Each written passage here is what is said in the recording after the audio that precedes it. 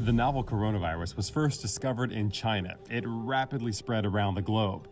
But where did it come from?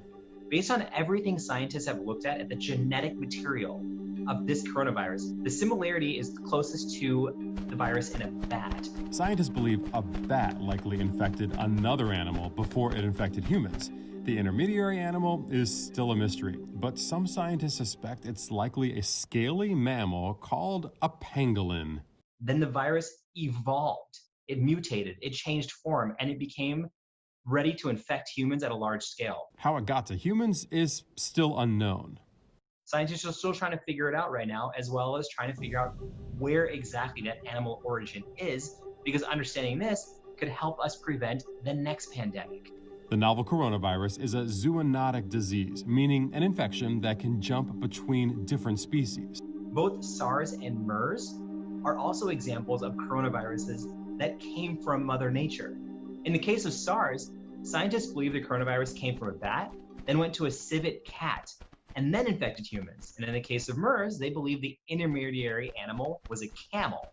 Humans have been fighting off zoonotic diseases forever. The World Health Organization estimates that around 60% of all human pathogens have a zoonotic origin. And you might be saying, I've never heard of a zoonotic disease. Yes, you have. Because rabies, salmonella, West Nile virus, Ebola, and coronavirus, this one, are all examples of zoonotic diseases.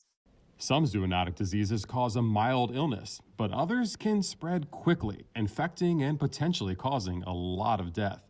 Sometimes the disease shows up and our immune systems have never seen it before, making it difficult for our bodies to fight it off.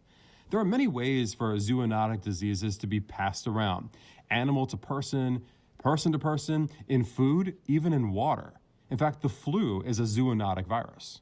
And we suspect the 1918 influenza was an avian flu. The 1918 flu pandemic is believed to have killed 50 million people and infected a third of the global population at the time. Though it was called the Spanish flu, researchers now believe it started in the U.S., on a pig farm in Kansas. Here's what some experts believe happened.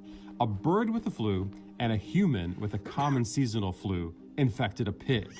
The two flus mutated in a pig and created a new virus. Now, the reason the 1918 flu was so deadly, similar to this coronavirus, is humans had no immunity against it. That's why understanding where the novel coronavirus came from is key to understanding how we got it. One clue might be in those spiky proteins that allow the virus to infect you.